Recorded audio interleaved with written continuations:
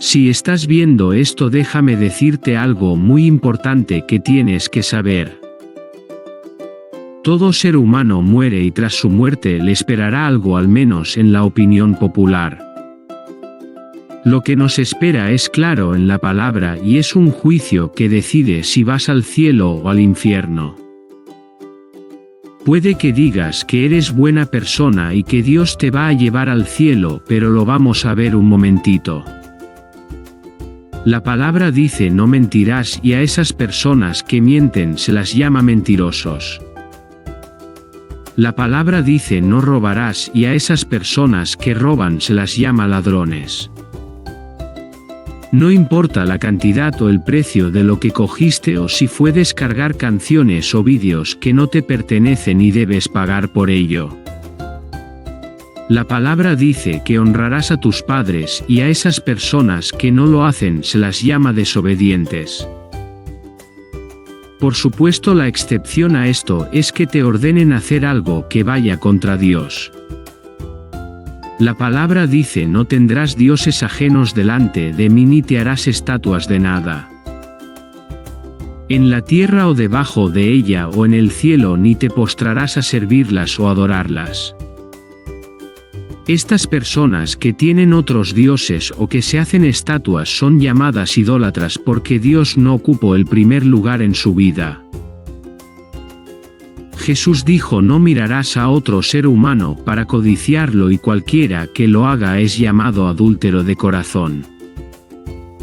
La palabra dice no matarás, pero Jesús añade que todo aquel que odia a su hermano será juzgado. A estas personas que matan u odian se les llama asesinos y no creo que deba seguir mostrando mandamientos para poder ver el punto de todo esto.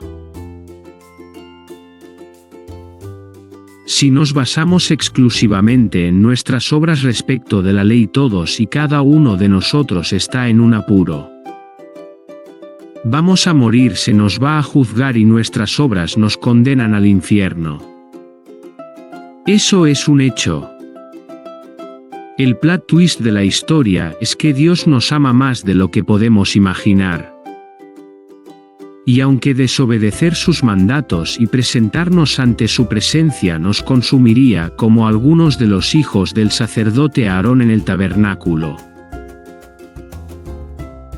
el amor de Dios es mostrado en que Él mandó a su Hijo unigénito a morir en la cruz para que todo aquel que en Él crea no se pierda. Ahora bien, ¿cómo funciona todo esto? Cristo murió en la cruz libertándonos de los pecados por la expiación que está haciendo. Al morir inocentemente por todos los pecadores y resucitar al tercer día venciendo a la muerte con la muerte, nos muestra que podemos vivir eternamente. Pero él dijo a Nicodemo que el que no nazca de nuevo no verá el reino de Dios y fue bautizado por Juan en el Jordán. Y si vemos más de cerca, el bautismo de Juan era por arrepentimiento de pecados y el nacer de nuevo, dice Jesús, es nacer de agua y espíritu. ¿Cómo vemos recibir la vida eterna? Consiste en arrepentirnos de nuestros pecados y aceptar a Cristo como nuestro Salvador, pero también como nuestro Señor, porque arrepentirse no es decirse que mi pecado está mal, sino dejar mi pecado atrás. Así que te ruego por Dios que te reconcilies con Dios y así tengas la vida eterna y que compartas este regalo. La salvación no puede venir por nuestras obras, sino que es por gracia que somos salvados de la condenación que nos esperaba a ti y a mí.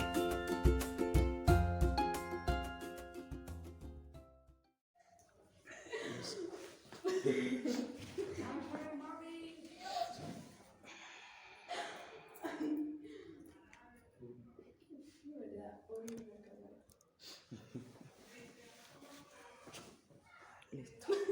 ¿Ya está? Sí.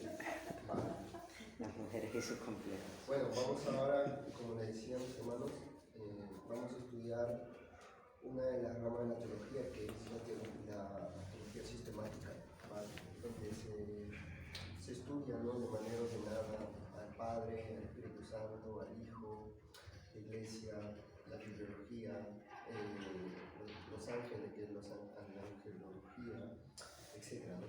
Entonces vamos a estudiar la divinidad de Cristo, ¿vale? Vamos a ver uno de los capítulos de Marcos 2, del 1 al 12, donde vamos a ver cómo este evangelio demuestra que Cristo es Dios, ¿vale? Va a demostrar su poder divino y también su gracia para con los pecadores. Entonces, vamos a ver la autoridad de Jesús sobre el pecado y la enfermedad, ¿vale? Este capítulo va a demostrar exactamente que Cristo es Dios, ¿vale? Vamos a leer el capítulo 2 de Marcos, del verso 1 al 12. ¿Vale? Vamos a ver. Entró Jesús otra vez en Capernaum, después de algunos días, y se oyó que estaba en casa. E inmediatamente se juntaron muchos, de manera que ya no cabían ni aún a la puerta, y les predicaba la palabra. Entonces vinieron a él unos trayendo un paralítico, que era cargado por 4. Y como no podían acercarse a él, a causa de la multitud, descubrieron el techo de donde estaba, y haciendo una abertura bajaron el lecho en que yacía el paralítico. Al ver Jesús la fe de ellos, ¿vale? Dijo al paralítico: hijo, tus pecados te son perdonados.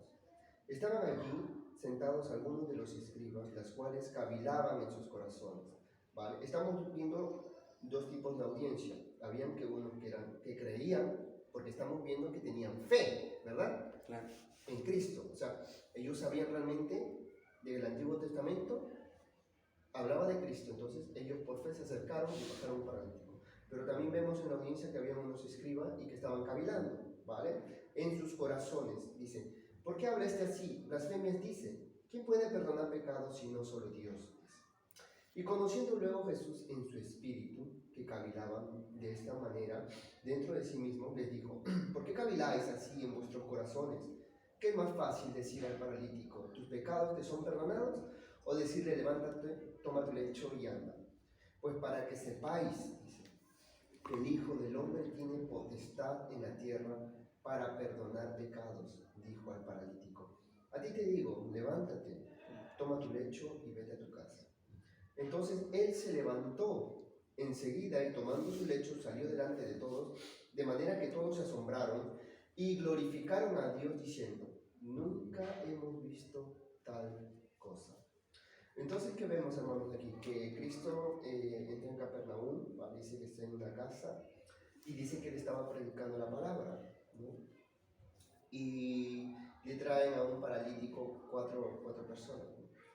Tanto así que no podían, por la multitud, ¿no? Dice que tuvieron que hacer una abertura para poder bajar el lecho, ¿no? El énfasis es que a Cristo le dicen que Él es un blasfemo. ¿Por qué?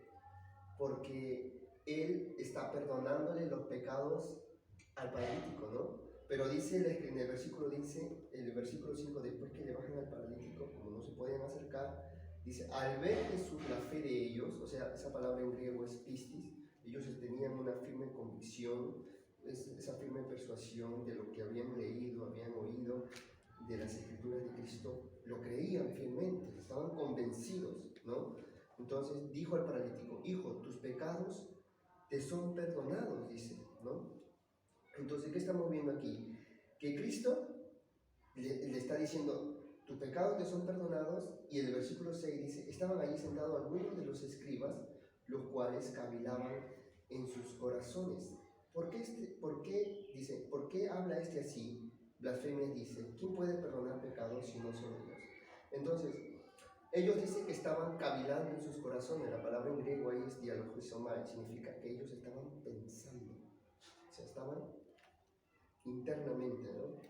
Entonces dice: ¿por qué habla este así? Blasfemia dice: ¿quién puede perdonar pecados si no solo Dios? O sea, en contexto se sabe que los israelitas, los escribas, saben de todo el Antiguo Testamento y por ende saben que solamente Dios perdona pecados, ¿no? Y vamos a ver algunos versículos del Antiguo Testamento, porque ellos estaban convencidos, ¿vale?, que solamente Dios perdonaba pecados, ¿no?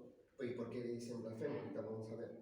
En Números capítulo 14, verso 18 dice: Jehová, tardo para la ira y grande en misericordia, que perdona la iniquidad y la rebelión, dice, ¿vale? Se muestra como un Dios perdonador, aunque de ningún modo tendrá por inocente al culpable, que visita la maldad de los padres sobre los hijos hasta los terceros y hasta los cuartos de la gente. Sabía que solo Dios era capaz de perdonar pecados, ¿vale?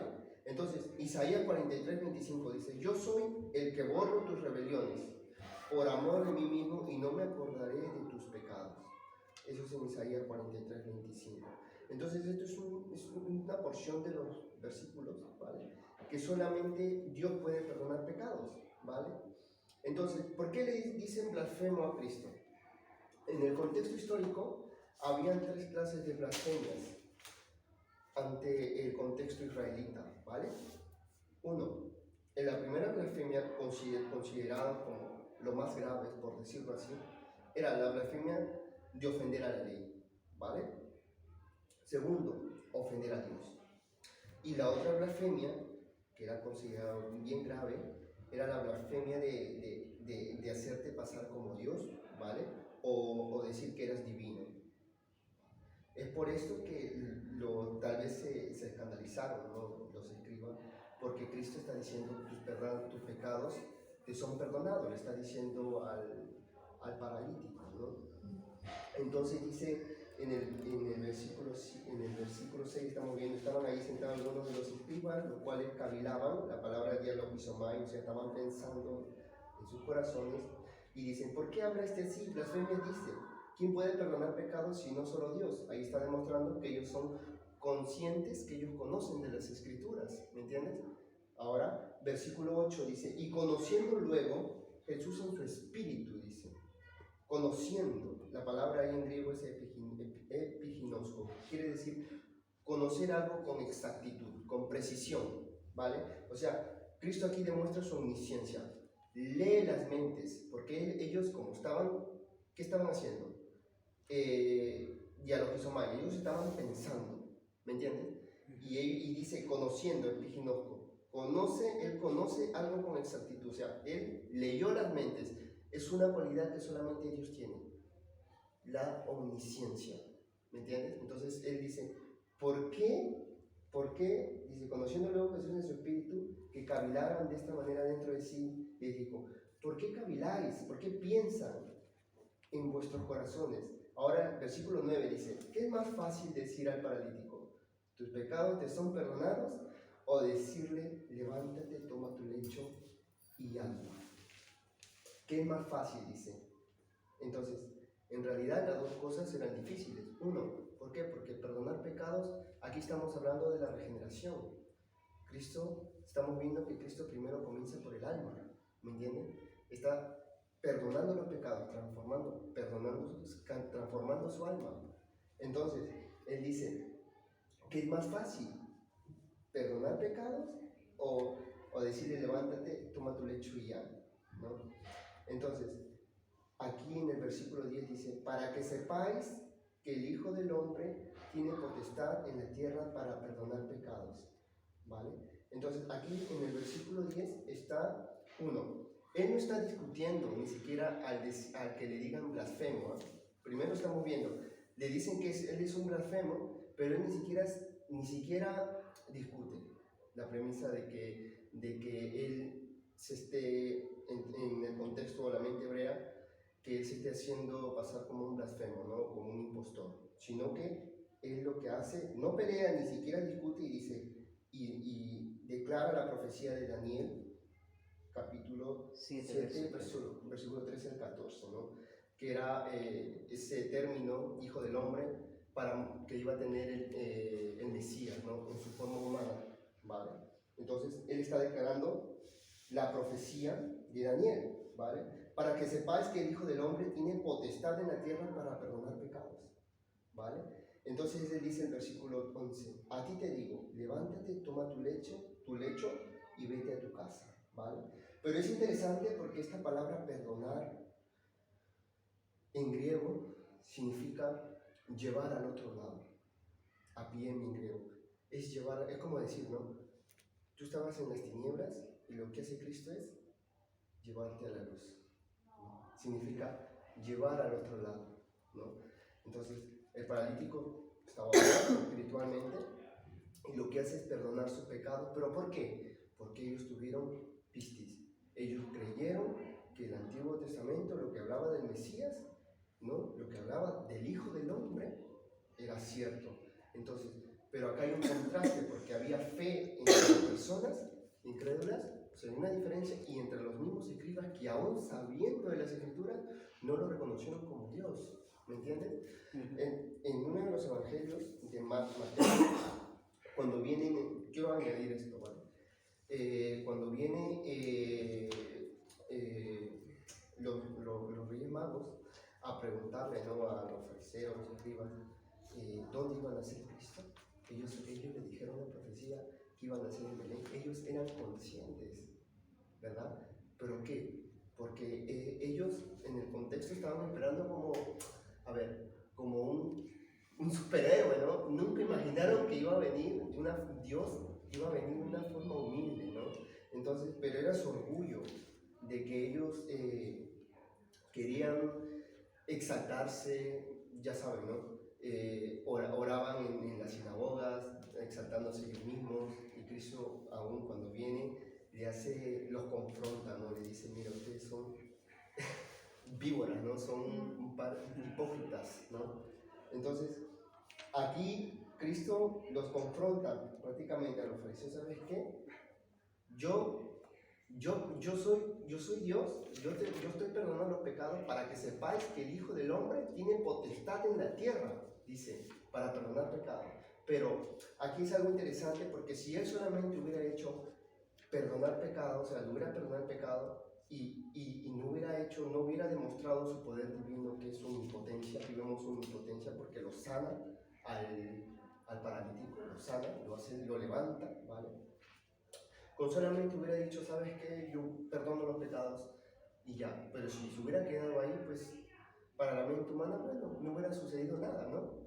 Pero Él demuestra, mira, para que sepáis que el Hijo del Hombre tiene potestad en la tierra para perdonar pecados, no discute la premisa de que le están diciendo blasfemo, sino demuestra su poder divino como Dios. Lo levanta.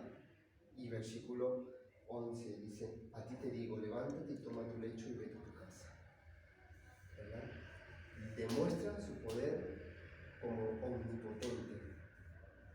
Versículo 12 dice, entonces él se levantó, o sea, el paralítico, y tomando su lecho salió delante de todos, de manera que todos se asombraron, glorificaron a Dios, diciendo, nunca hemos visto tal cosa. O sea, en otro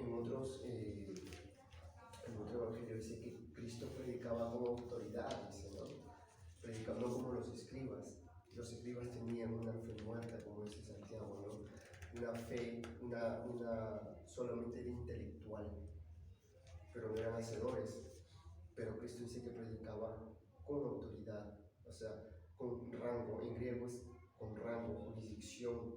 La palabra exousia, en la etimología, habla que la palabra en sí, significa salir, y ousia es esencia. Él predicaba de su misma esencia como Dios. Entonces, por eso que dice que se maravillaban. Entonces, yo me imagino, ¿no?, a estas personas que Cristo predicaba, pero algunas personas eran también, como muestra la Escritura, que le seguían más que todo por los milagros, ¿no? Querían ser beneficiadas, pero también había personas que creían en Cristo. O sea, había una mezcla. Entonces, como vemos, como Cristo demuestra aquí, demuestra la profecía de Daniel, ¿vale? 7, 13, 14, que es el Hijo del Hombre, demuestra su omnisciencia, porque al decir epiginósco, conocer con exactitud lo que ellos estaban pensando, ¿vale? Vemos su omnisciencia como Dios, y como vemos que perdona pecados también, los lleva a otro lado, o sea, de lo que él estaba en las tinieblas, lo lleva a la luz. Perdona, la regeneración, ¿no? Regenera su vida, lo transforma, ¿vale? ¿Pero por qué? Por fe, ¿verdad?